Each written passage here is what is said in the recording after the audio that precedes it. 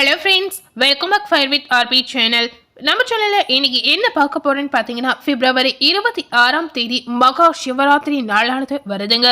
இந்த மகா சிவராத்திரிக்கு பிறகு ரிஷப ராசி நேயர்களுக்கு என்ன பலன் கிடைத்திருக்கு அப்படிங்கிறத வாங்க பார்க்கலாம். அதாவது இந்த மகா சிவராத்திரியோட கிரக நிலைகளுடைய அமைப்பால் ரிஷப ராசி நேயர்களுக்கு அவங்க வாழ்க்கையில என்ன திருப்பம் நடக்க போகுது அப்படிங்கிறத தெரிந்துக்கோங்க. அதுக்கு முன்னாடி இந்த மகா சிவராத்திரியோட சிறப்பு என்னங்கிறத பார்த்துட்டு அதுக்கப்புறம் உங்களுடைய ராசிக்கு என்ன பலன் கிடைச்சிருக்கு அப்படிங்கிறத பார்க்கலாம். ரிஷபராசினியர்கள் இந்த வீடியோவை ஸ்கிப் பண்ணாம முழுமையா பார்த்து பயனடைங்க. நம்ம சேனல்ல ஃபர்ஸ்ட் டைம் பார்க்குறவங்களா இருந்தீங்கன்னா முதல்ல நம்ம சேனலை சப்ஸ்கிரைப் பண்ணி பக்கத்தில் இருக்கக்கூடிய பெல் பட்டனையும் மறக்காம பிரஸ் பண்ணிடுங்க. மகா சிவராத்திரி அப்படின்னு சொல்லும் போது இந்த நாள் சிவனுக்கு உரிய நாள் அப்படின்னு சொல்லலாம். மாசி மாதம் தேய்பிறை சதுர்த்தி திதியில் அம்பிகை சிவ பெருமானை வணங்கியதாலேயே இந்த நாளை மகா சிவராத்திரி அப்படின்னு சொல்றாங்க. பிரளய காலத்தின் போது பிரம்மனும் அவரால் சிருஷ்டிக்கப்பட்ட அனைத்து ஜீவராசிகளும் அழைத்துவிட்ட நிலையில் இரவு பொழுதில் அம்பிகை உமாதேவி பரமேஸ்வரனை நினைத்து பூஜை செய்தாங்க. 4 ஜாமங்களிலும் இரவு முழுவதும் ஆகம விதிப்படி அர்ச்சனை செய்தாங்க. பூஜையின் முடிவில் பார்த்தீங்கன்னா அம்பிகை ஈஸ்வரனை வணங்கி அடியேன் தங்களை பூசி இந்த இரவை தேவர்களும் மனிதர்களும் தங்களுடைய திரு நாமத்தாலேயே அதாவது சிவராத்திரி என்று கொண்டாட வேண்டும் அப்படின்னு வேண்டிக் கொண்டதாக சொல்லப்படுது. சிவராத்திரி அன்று சூரியன் மறைந்தது முதல் மறுநாள் காலை வரை பார்த்தீங்கன்னா சிவனை பூஜை செய்பவர்கள் யாராக இருந்தாலும் அவர்களுக்கு எல்லா விதமான பாக்கியங்களும் தந்து முடிவில் மோட்சத்தை அழைக்க வேண்டும் அப்படின்னு சொல்லப்படுது. இந்த மாதிரி அருள் புரியுங்கள் என்று அந்நியானவங்க வேண்டிக் கொண்டதாக சொல்லலாம். சிவ பெருமானும் அப்படியே ஆகட்டும் என்று கூறி அருள் புரிந்தார். அந்த இரவையே சிவராத்திரி என வழங்கப்பட்டு அனைவராலும் கொண்டாடப்பட்டு வருகிறது. பகல் பொழுது பரமேஸ்வரனுக்கும் இரவு பொழுது அம்பிகையான உமாதேவிக்கும் உரியது என்று நியமமாம் சொல்லலாம். ஆனாலும் பார்த்தீங்கன்னா சிவராத்திரி என்பது அம்பாளின் வேண்டுதல் படி கொண்டாடப்படுவதால் அது சிவனுக்கு உரியதாயிற்று அப்படின்னு சொல்லப்படுது. இந்த மகா சிவராத்திரியோட சிறப்பு என்னங்கிறத பார்த்துருப்பீங்க. இந்த மகா சிவராத்திரிக்கு பிறகு ரிஷபராசினியர்களுக்கு என்ன பலன் கிடைச்சிருக்கு அப்படிங்கிறத வாங்க பார்க்கலாம். முதல்ல ரிஷபராசினியர்கள் இந்த மகா சிவராத்திரிக்கு பிறகு உங்களுக்கு கிரக நிலைகள் என்ன மாதிரி இருக்க போகுது அப்படிங்கறத தெரிந்துக்கோங்க. உங்களுக்கான கிரக நிலைகளை பார்த்தீங்கன்னா உங்களுடைய ராசியில் குரு, தனவாக்கு ஸ்தானத்தில் செவ்வாய், பஞ்சமஸ்தானத்தில் கேது, பாக்கியஸ்தானத்தில் புதன் மற்றும் சூரியன், தொழில் ஸ்தானத்தில் சனி, லாபஸ்தானத்தில் சுக்கிரன் மற்றும் ராகு என கிரக நிலைகள் இந்த மகா சிவராத்திரிக்கு பிறகு ரிஷபராசினியர்களுக்கு இந்த மாதிரி தாங்க இருக்க போகுது. அதே போல இந்த மகா சிவராத்திரிக்கு பிறகு ரிஷபராசினியர்களுடைய வாழ்க்கையில என்ன திருப்பம் நடக்க போகுது அப்படிங்கறத வாங்க பார்க்கலாம். பொதுவாகவே ரிஷபராசினியர்கள் எப்படிப்பட்ட ஒரு குணம் கொண்ட நபராக இருப்பாங்கன்னு பார்த்தீங்கன்னா சொன்ன சொல்லை காப்பாற்ற எப்படிப்பட்டாவது முயலக்கூடிய ஒரு நேயர் அப்படின்னு சொல்லலாம். அதாவது ரிஷபராசினியர்கள் யாருக்காவது வாக்கு கொடுத்தீங்கன்னா கண்டிப்பா அதை காப்பாற்ற நீங்க எந்த முயற்சியும் செய்வீங்க அப்படின்னு சொல்லலாம். உங்களுக்கு இந்த மகா சிவராத்திரிக்கு பிறகு பார்க்கும் பொழுது லாபஸ்தானத்தில் ராசிநாதன் சுக்கிரன் உச்சமாக இருக்கிறார். அதே போல ராகுவும் இந்த காலகட்டத்தில் இணைந்திருக்க காரணத்தினால் உங்களுக்கு நல்ல யோகம் அப்படின்னு சொல்லலாம். இந்த காலகட்டம் முழுவதுமே ரிஷப ராசினியர்களுக்கு நல்ல யோகம் நிறைந்த ஒரு நேரம் அப்படின்னு சொல்லலாம். நினைத்த காரியத்தை செய்து முடிக்கக்கூடிய சூழ்நிலை இதனால உங்களுக்கு உருவாகும். சுக்கிரனுடைய சஞ்சாரத்தால் உங்களுக்கு பண வசதி கண்டிப்பா அதிகரிக்கும். இந்த காலகட்டத்தில் தெய்வ சிந்தனை கூட உங்களுக்கு மேம்படலாம். வாழ்க்கையில் இருந்த அதிருப்தி நீங்கி பிடிப்புகள் உண்டாகலாம். சுப காரியங்கள் சம்பந்தமான எதிர்பார்த்த தகவல் இந்த நேரத்தில் உங்களுக்கு வந்து சேரலாம். இந்த காலகட்டத்தில் ரிஷப ராசினியர்களுக்கு இடம் மாற்றம் கூட உண்டாகக்கூடிய வாய்ப்புகள் இருக்கு அப்படின்னு சொல்லலாங்க. அதே போல எதிர்பாராத திடீர் செலவுகளும் இந்த நேரத்தில் உங்களுக்கு ஏற்படலாம். என்னதான் பண ரீதியான கஷ்டங்கள் இல்லாமல் இருந்தாலும் செலவுகள் கண்டிப்பா உங்களுக்கு இருக்கு அப்படின்னு சொல்லலாம். அதாவது வரவுக்கு ஏற்ற செலவு கண்டிப்பா உங்களுக்கு இந்த காலகட்டத்தில் இருக்க போகுது. தொழில் ஸ்தானாதிபதி சனி ஆட்சியாக இருக்கிறார். தொழில் வியாபாரத்தில் சுப செலவு இந்த காலகட்டத்தில் உங்களுக்கு ஏற்படும். ரிஷபராசி நேயர்களுக்கு எதிர்பார்த்த லாபங்கள் இதனால குறையலாம். புதிய ஆர்டர்களுக்காக கூடுதலாக அலைய வேண்டிய ஒரு சூழல் உங்களுக்கு உருவாகும். உத்தியோகத்தில் இருப்பவர்களுக்கு பாத்தீங்கன்னா கடுமையாக உழைக்க வேண்டிய சூழல் அமையலாம். அதே போல ரிஷப ராசி நேயர்களுக்கு மேலிடத்துடன் இருந்து வந்த கருத்து வேறுபாடுகள் அகலலாம்.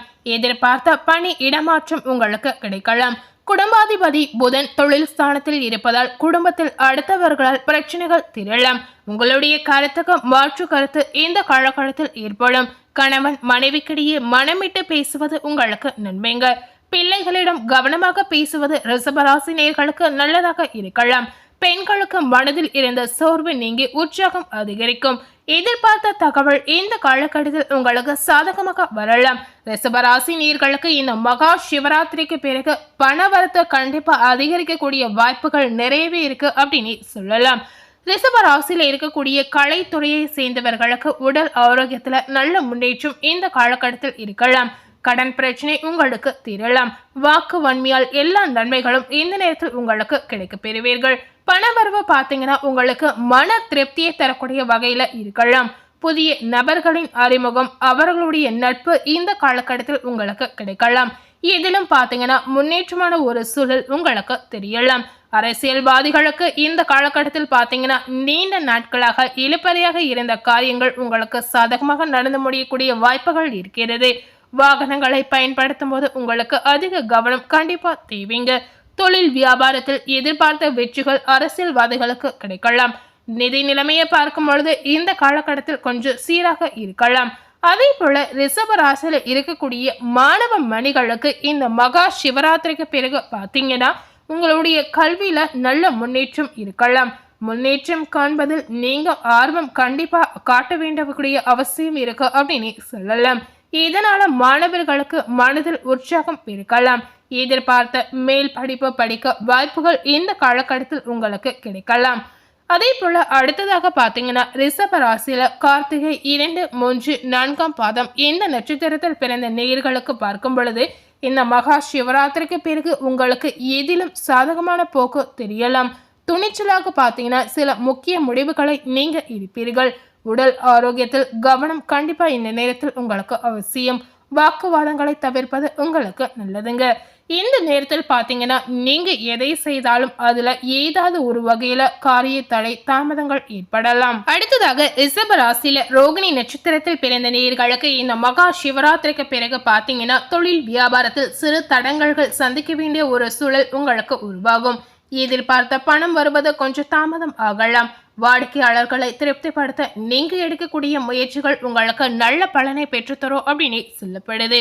உத்தியோகத்தில் இருப்பவர்கள் இந்த நேரத்தில் கூடுதலாக உழைக்க வேண்டிய ஒரு காலகட்டம் அப்படின்னு சொல்லலாம். அடுத்ததாக பார்த்தீங்கன்னா ரிஷப ராசியில மிருக சீரிசம் 1, 2 பாதம் நட்சத்திரத்தில் பிறந்த நேயர்களுக்கு இந்த மகா சிவராத்திரிக்கு பிறகு பார்த்தீங்கன்னா சிலர் புதிய வேலைக்கு முயற்சி செய்யக்கூடிய வாய்ப்புகள் பிறக்கலாம். குடும்பத்தில் இருப்பவர்களின் நலனை கருத்தில் கொண்டு செயல்படக்கூடிய ஒரு காலகட்டமா இந்த நாட்கள் உங்களுக்கு இருக்க போது. கணவன் மனைவிக்கிடையே திடீர் மன வருத்தம் ஏற்படலாம்.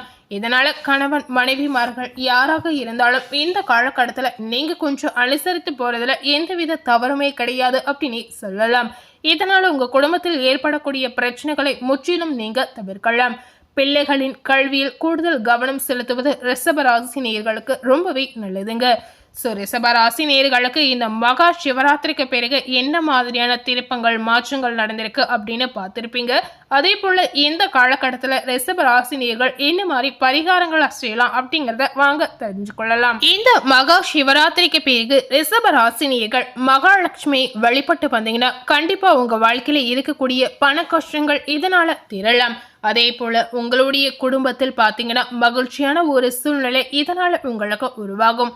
முடிந்த அளவுக்கு ரிஷப ராசினியர்கள் இந்த மாதிரி கோவில் குளங்களுக்கு சென்று வருவது உங்களுக்கு ஒரு பாசிட்டிவான எனர்ஜியை பெற்று தருவதற்கான வாய்ப்புகள் இருக்கிறது. ஸோ என்ன பிரச்சனைகள் வந்தாலும் எப்பேற்பட்ட குழப்பங்கள் இருந்தாலும் ரிஷப ராசினியர்கள் முதல்ல செய்யக்கூடிய விஷயம் இந்த மாதிரி கோவில் குளங்களுக்கு நீங்க சென்று வரலாம். வெறும் கையாலே கோவில் குளங்களுக்கு சென்று வராமல் உங்களால் முடிந்த அளவுக்கு ஒரு நெய் தீபம் ஏற்றி ஒரு அர்ச்சனை கூட நீங்க செய்யலாம். இந்த மாதிரி செய்யும்போது உங்க வாழ்க்கையில இருக்கக்கூடிய தடை தாமதம் முற்றிலும் விலகலாம். ஸோ இன்னைக்கு நம்ம சேனல்ல ரிஷப ராசி நேயர்களுக்கு இந்த மகா சிவராத்திரிக்கு பிறகு என்ன மாதிரியான மாற்றம் கிடைச்சிருக்கு அப்படிங்கிறத இந்த வீடியோ முழுமையா பார்த்து தெரிந்திருப்பீங்க. கண்டிப்பா ரிஷப ராசி நேயர்கள் இந்த வீடியோவில் சொல்லியிருக்க பலனுக்கு ஏற்றவாறு நீங்க நடந்து கொள்ளலாம். இந்த வீடியோவை நீங்க பார்த்து பயன் அடைந்த மாதிரி உங்க ஃப்ரெண்ட்ஸ் அண்ட் ஃபேமிலி பார்த்து பயன் அடையணும்னு நினைச்சீங்கன்னா இந்த வீடியோவை உங்க ஃப்ரெண்ட்ஸ் அண்ட் ஃபேமிலிக்கு லைக் பண்ணி ஷேர் பண்ணுங்க. இது வரைக்கும் நம்ம சேனலை சப்ஸ்கிரைப் பண்ணாம இருந்தீங்கன்னா முதல்ல சப்ஸ்கிரைப் பண்ணி பக்கத்தில் இருக்கக்கூடிய பெல் பட்டனையும் மறக்காம ப்ரெஸ் பண்ணிடுங்க. நீங்க சப்ஸ்கிரைப் பண்ணா மட்டுமே நம்ம சேனல்ல போடக்கூடிய எல்லா நியூ அப்டேட்டான வீடியோஸும் நீங்க உடனுக்குடன் பார்த்து தெரிந்து கொள்ளலாம். ரிஷபராசி நேயர்கள் நம்ம சேனல்ல போடக்கூடிய வீடியோஸை பார்க்கும்பொழுது மறக்காம சப்ஸ்கிரைப் பண்ணி பெல் பட்டனை ப்ரெஸ் பண்ணிடுங்க. தேங்க்யூ.